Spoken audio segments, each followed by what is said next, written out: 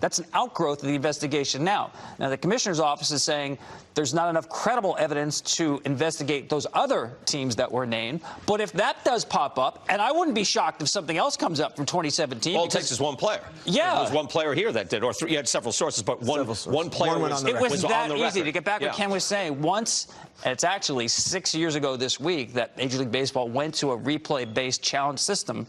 Once those monitors were placed down there, Pandora's box was opened. And what the commissioner right now is trying to shut the box. Although also there was, the guys would come back for the hitting room, right? They could look at their at-bats, so it was never far away, right? Even if before replay, without replay. But that's not in real time. There's an important distinction here. Yeah. You can study signs before a game through video. Do whatever you want. Pick up a pitcher's signs, go use it during the game. Before the game, as long as that is research done prior to the action taking place, that is fine. It is what Tom said, during the game.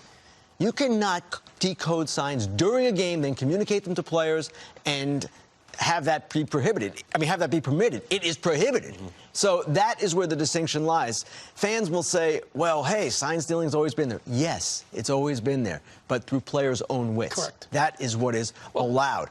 What is not allowed is the use of technology during games. Well, again, the shot heard around the world, 1951 Giants. Decades later, it comes out there was a sign would light, a little red light, right, at the Polo Grounds would light up and alert the hitter as to what pitch could be coming. And so, right, electronics have been there. It was more simpler, but it was egregious as far back as 1951. Here's what it looks like, by the way. And Danny Farquhar of the White Sox went on the record and said, yeah, I remember the garbage cans banging after a certain pitch. And, we've all seen and we wonder, hey, are they picking something up? Do they know anything? Farquhar at this point heard the banging, correct? And said, hold on a second, let me talk to you about this. And said, this from the Astros investigation. Farquhar was saying, hold on, we got to change our signs. I keep hearing the garbage can being hit. It doesn't make sense. And they said, although the Astros players did not attempt to hide what they were doing from Hinch or other Astros employees, they were concerned about getting caught by players from other teams. Several players told my investigators that there was a sense of panic in the Astros dugout after White Sox pitcher Danny Farquhar appeared to notice the trash can bangs. Brian, to be clear, the banging was for off-speed pitches. So when they banged, that meant an off-speed pitch was coming. No bang, you could expect a fastball. That is what this system did for the Astros. Wasn't there also something where if a guy was standing out by the the bullpen in the outfield, if he had his arms up on the fence, it was one thing. If he had them down on another, I mean, there's lots of ways of. There's a ton of ways to do it. That was not in our initial report. The way the Astros were doing it was through the garbage can. But that sequence there with Danny Farquhar is very instructive about how they use the system, because he was throwing unbelievable change-ups that Evan Gattis is just fouling off. He's spoiling them. Why? He knows they're coming. So I went back and looked at the numbers. How much did it help them statistically? They were a really good home team all throughout the season. They didn't get a lot better in the second half once the trash can system was in place. But just knowing what was coming certainly helped them. I'm not saying every pitch again. I'll be clear about that. But their batting average and slugging percentage in home games against non-fastballs in the second half of 2017 went up very little. What went up a lot or down a lot was their chase rate against non-fastballs. So in other words, if they knew a changeup and curveball was being thrown, most of those pitches traffic on deception, right? You want to get hitters off balance. They're usually out of the strike zone when all is said and done. They took those pitches more often. Right. Why? Because they had heads up it was coming.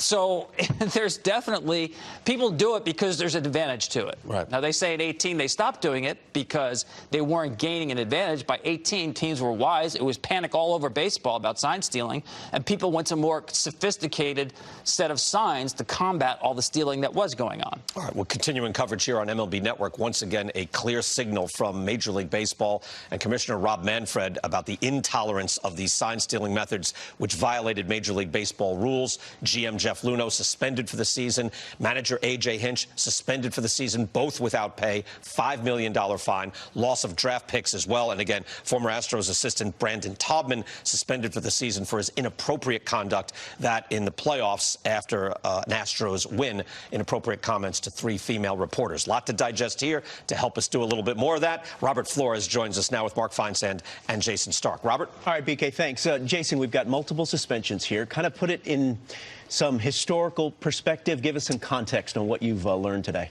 Yeah, Robert, I know that around America and around baseball, people are asking the same thing. Was this enough? Was this long enough? Well, let's take a step back. We had multiple significant suspensions on the same team. We haven't seen that since the Black Sox.